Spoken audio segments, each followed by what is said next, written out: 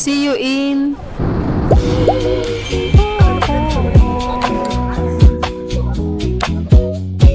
Love is just a wicked old word. If you gotta get a love, then something's gotta hit it right on the. Hello, good morning. So currently, 6:01 na. Medyo sakto kami. Palabas na kami papunta ng train station. So inagaan talaga namin kasi hinahabol namin yung bullet train. Merong nakaschedule ng 6:52. So sana masakyan namin yun. And medyo mahaba kasi yung biyahe, 2.5 hours ata.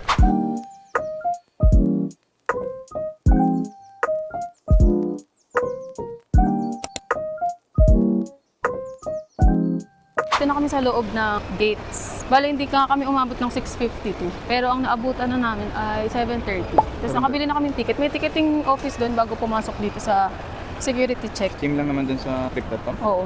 Kasi pwede kang bumili online sa trip.com. Pero nag-prefer kami na dito na lang bumili para kung anong oras kami makarating dito. Hindi kami maiwan ng train. Tapos yung total bill namin, 202 RMB. Sa Alipay kasi, pagka nag-exceed ka na ng 200 RMB per transaction, meron ng 3% na surcharge. So, ang pinambayad ko na lang yung BPI card ko. So, gumana naman dun. And yung naging total bill namin, 1,635. Dalawa na kami dun. Pero one way pa lang yun. So, pabalik, ganun din. Expected namin, mga ganun din. So, mga 1,600 yung pamasahe namin per person. For two-way. Ayun lang. So, maaga pa naman. 7:05 pa lang. 7:30 pa yung alis ng train. Hindi ko lang alam kung anong oras yung boarding. Pero baka... Oo, aga. Ito lang naman din yun yung gate. Ayan. Ganda dito. Maayos siya. Yan. Nakikita mo dyan. Anong flight natin? Ay, train. Ay, yung G997. So, check na yung 5A tsaka 5B. Di lang din namin alam kung reserved seating siya. Para may nakalagay na. Na seat number. Let's see later. For now, magta-toilet muna. At tapos kung may time, pwede bumili ng food. Ayan. Maaga pa, 7:15 pa lang. Pero hindi namin alam kung saan kami uupo. So, magtatanong kami kay ate. Ni hao. 2号顺向往前面走。 Hindi ko na-gets eh. Nakapasok na kami. So, meron pala siyang reserved seats. Ang nabigay sa amin, rack 2, tapos pang 13A na seats. Tapos siya, 13B. Tapos before pala kami pumasok, bumili muna kami sa Lawson. Ito, nabili namin. Hokkaido flavor cake. Tapos, itong sandwich. Yung travel time pala, 1 hour daw. Yun, ito yung itsura ng desk. Tapos, reclining din yung seat niya. Pero nakapahiya kasi pag may tao sa likod. Ganito. Pwede kaya, baka pagalitan tayo. Sagot. Pero kung wala sigurong tao, try namin yung food for breakfast. Gutom na rin ako.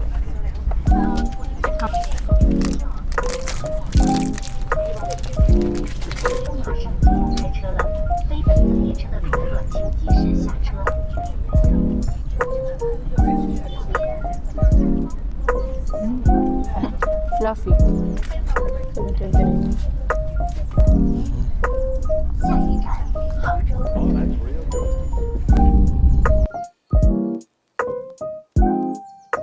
Hello, nakababa na kami. So, sakto siya 1 hour, 8:30, diba? Palabas na kami ng train. So, ngayon, 8:34 na. Pa-exit na kami dito sa train station. Kasi, sasakay pa kami ng train. Parang 40 minutes pa yung biyahe. Ayun. Dito na kami sa Kingshan Lake. Sa entrance, medyo malaki siya. Tapos, yung ticketing doon. Dito kami binaba. Diyan. After pala naming mag-train, nag-DD na lang kami. Kasi, sinasuggest na mag-bus dun sa A-Maps. Kaso, kapag bus kasi, kailangan namin mag-top up ng 50 RMB. Which is, hindi rin naman namin magagamit and baka hindi rin namin ma-refund kapag nag-top up kami. So, nag-DD na lang kami. DD lang naman parang 50 plus pesos. Oo, 7.3 yuan. Tapos ang lapit lang din pala niya. Kaya naman siyang lakarin. Pero siguro abot ka mga 10 to 15 minutes. Eh, ang init pa. So, ayun, nag-DD na lang kami. Mabilis din naman nakabook. Tapos, ayan, nakabili na rin kami ticket. Bale, 40 RMB siya. Tag 40 kami. Tapos, accepted pa rin yung Alipay. Kasi may mga bilihan din naman pala dito ng pagkain. Ito, hindi ko alam saan tayo papunta, B. Saan ba daan? Medyo malaki siya. So, malayo-layong lakaran din pala to. May deer din. Kita ba? May deer. Ganto siya. Ganto atake niya, oh. Pa. Dito na kami. Hindi muna kami nagkaya. Kumain muna kami. Breakfast. Sa Band Cafe. Sa gitna mismo ng Fusion Lake. Yung order namin. Sandwich, tapos fries, tapos Americano. Tapos coconut latte. Medyo pricey siya. Parang yung total nito, 1,400 pesos. Let's eat. Tapos may view kami na ganyan. Abo? Uwi na lang natin. Gagamit natin yan.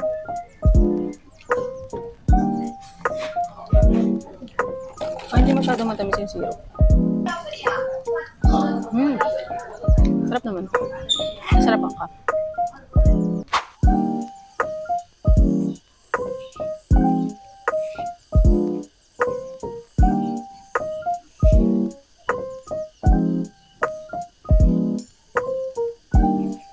So, tapos na kami kumain. Nandito na kami sa may kayak. Bali yung price niya, 220 yen, ay RMB. Pero may 3% kasi na surcharge sa Alipay kapag more than 200 yung payment. So, naging 226 plus siya. Ayan, 3 hours naman daw. Pinagsuot kami ng life jacket pala. Tapos yan, good luck na lang sa amin. Kasi hindi kami marunong magkayak. Okay na. Pero okay na, sasakay na daw kami. Eto na kami, nasa gitna na kami. Kukunin na namin yung West Philippine Sea. Left. Go left. Yan, sundan natin sila. So, dito matabingi kayo kasi walang lalagyan dito ng camera. O, diba? Go, ikaw na nga lang magpedal ako magka-camera. Kaya mo na yun. Galing, oh. Yan. Galing na magpe-pedal, oh. Doon tayo sa Duckweeds. Dito pwede dyan, oh. Walang tao. Mamaya na ako mag-video. Babay muna. Tulungan ko siya magpedal. Ang tao pala dito, Matcha Lake, kasi kulay green siya. Di babangga na tayo. Yan, ganda, di ba? Medyo makikitid lang kasi dikit-dikit yung puno. Ay! Yan. Gano'n kaya ito kalalim? Oh no! Ano? Kasabay tayo.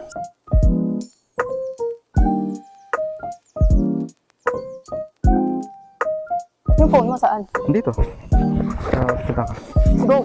Let's go! Saan tayo? Doon na lang tayo. Straight. Tapos mag-right na lang tayo.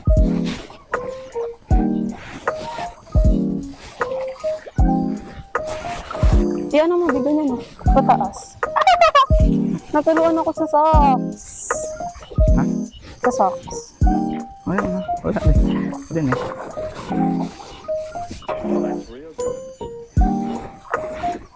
Wow. Bongga. Dito. Ay! Ah! Tibay naman ito. Hindi nasisira.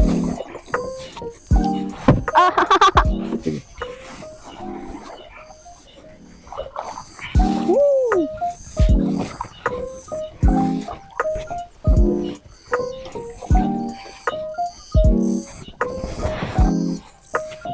Dito nga tayo sa maluwag. Sikip.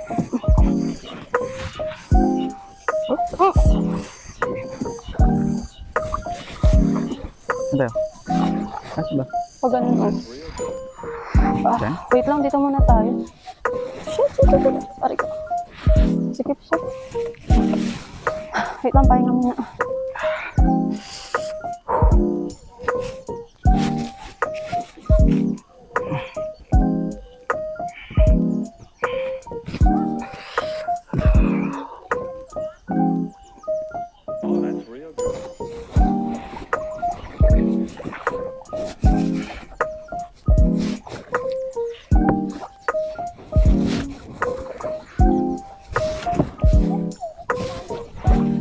Ano?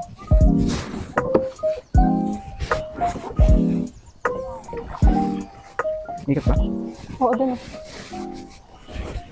Hindi naman siya mabaho. Pero feeling ko pag dumikit sa or natuyo sa balat, parang kanal. Amoy kanal, ganun. Kasi syempre may ipot-ipot to. Ay, babangga. Pak! Boosh! B!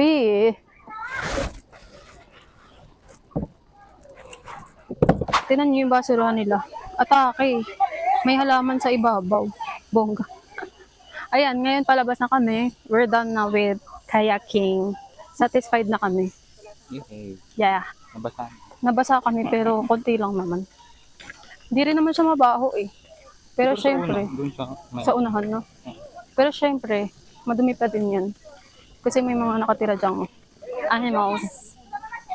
Ayun, palabas na kami. Balak namin, uwi na kami. Pero before sumakay ng bullet train, baka bumili muna kami ng food. Kasi pwede naman kumain dun sa bullet train. And may desk naman dun na designated. Ayun lang. So currently, 2:06 p.m. na. Ayan. So, mga 5 na kami makakauwi. Which is fine naman. Sulit naman. Pero hindi na kami babalik. Kasi nga, ang layo niya. Siguro kung madami pang ibang pupuntahan dito sa area na to sa Hangzhou, pwede naman balikan. Pero kasi, sinearch namin, merong Westlake pa. Kaso, halos same lang yung itsura niya. Hindi lang siya green, pero lake din siya. May temple din doon. Oh, may temple lang, ganun. So, hindi na namin Pero siya... parang 1 hour din from here. Oh, from here, 1 hour pa. Pwede ang layo, tapos uuwi pa. Actually, maraming pwedeng gawin dito sa Hangzhou. May whooping boat pa, pero feeling ko magkakalayo sila. So, di ba? Maling siyang Oh, may ganun pa. kamay. Yung kamay. Bet ko rin sana yun kasi malayo daw. So, okay na muna to. Dito na kami. So, before here, nag-DT kami. Yung fare namin, 9.4 RMB. Magkano yun? Mga 75 pesos. Tapos dalawa na kami dun. So, mura na din. Kaysa maghintay ka ng bus. Tsaka, kaysa mag-top up ka dun sa QR code for the bus. 50 yun. Oo. Tag 50 kami kapag ganun kasi hiwalay kami ng QR code eh. Tsaka pala, iba yung QR dito. So, nag-generate pa kami ng panibagong QR for Hangzhou. Kasi yung sa amin, Shanghai lang. Oo, hiwa-hiwalay pala siya. Though, same process. Oh, Alipay lang din naman. Same payment, same process. Yun lang, yung bus nila dito, kailangan mag-top up ka. So yun, tipid tips lang. Hindi ko kasi alam kung pwede i-refund yung na-top up mo sa bus eh. So, feeling ko hindi. Oo, sayang, di natin magagamit yun. Eh, mura pa naman ng transpo dito. Ayun lang. So, okay din naman yung DD. Mabilis, nakapag-book kami kagad. As in, pagka-click ko ng book, meron na. No waiting time. Siguro kasi patay ng oras pa din. Kasi mga alas 10 kami nag-book. Ayun. So ngayon, waiting kami sa train, going to, pauwi na. Pa-bullet train. Nandito na kami sa may malapit na train station. Nakakam namin. Bali, medyo matagal yung biyahe ngayon kasi ang daming stops ng bullet train. Hindi siya express. Ang naging 4 hours yung biyahe. Instead na 3 kaninang umaga. Nakakamiss na. Dapat bibili kami food para dun sa train ride namin. Kakainin namin ito. Oo. Kaso, ang nabigay sa amin, 3:52 PM na biyahe. Nakarating kami mga 3:30 na. So, pagkapasok namin dun sa boarding gate. Sabak namin. Oo, sabak na dire-diretso. Ayun. Tapos ang tagal pa ng biyahe. So, ngayon, bumili muna kami ng food dito sa Bangkok. Yan. Dito na lang muna kami magla-lunch, late lunch, kahit 6:30. Kasi mamaya magdi-dinner pa rin kami. Magpupunta kami Lujiazui. Uwi muna kami para mag-freshen up. Ayan. Ito yung food namin. Ang laki ng lalagyan. Ang laki ng lalagyan. Kala namin ang dami. Nuggets May nuggets, tapos chicken, tapos chicken din to. And then ito sa kanya soda, sa akin Coke. Total niyan 74 RMB. Worth it papuntahan yung Kingshan. Kung 7 hours yung biyahe, round trip. Kung malapit lang kayo sa Hangzhou, Pwede. worth it. Oo. Malapit lang. Eh kung galing sa ibang city, like Shanghai, hindi siya Nakapagod. Pero maganda siya As in. Mukhang parang magical talaga. parang matcha talaga. Pwede na uminom eh. Oo. Pero yun, ang layo lang din talaga. Try Kasi na. alas 2 kami umalis doon mismo sa entrance. Nakarating kami 6:30 na. So medyo nakapos. Tapos, naabutan din kami ng rush hour. So Dami medyo tao. madaming tao ngayon sa mga train station. Though hindi naman punong-puno sa train. Masikip siya pero makakagalaw ka pa naman. Ayun. Kain na kami. Dumating na yung may isa pa palang kasama yung order namin. Ano kasi siya parang combo na, package na siya. So yun, magkakasama sila. Ito yung na-try namin na parang kami chiki. Sarap yan. Tapos, uso din pala dito, magbibigay sila ng gloves. Para sa, wala kasi mga utensils yun. Pero itong gloves na to, hindi to galing sa McDo. Galing pa din sa coffee shop kanina na Brininekpasan namin. So, yun, buti na inuwi namin. Kasi dito, ayoko na mga sa kanila baka yung tayo maintindihan. So, yun lang, kain kami. Palabas na ulit kami. So, 7:34 na, and 30 minutes yung biyahe. Naligo lang ako, half bath lang. Siya hindi na siya naligo, nagpalitan ako siya. Kasi mamaya maliligo din naman pag uwi. Binanyag mo. For tomorrow naman yan. Papunta na kami yung Lujasoy. Babalik kami dun sa line 10? Basta sa Tiantong. Yun yung pinakamalapit na train station sa amin. Kaya, yun, dun kami usual sumasakay. Nandito na kami sa Lujasoy. Kaso, gagawin sana namin yung escalator trend. Kasi sinasara pala nila yung escalator dito pataas. Ayan, oh. Nakasara siya. Dami kasi sigurong tao. Parang yung sa Taiwan, biglang pinagbawal na mag-video-video. Ayun, nakasara yung pataas. Pero yung pababa pwede naman. So, pwede pang gawa ng paraan. So, ito na yung Shanghai Tower.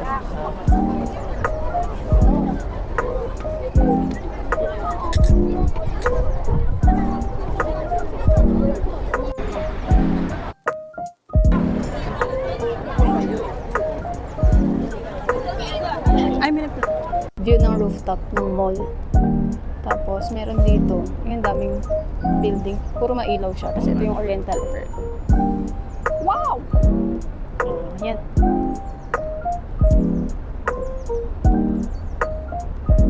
Buildings.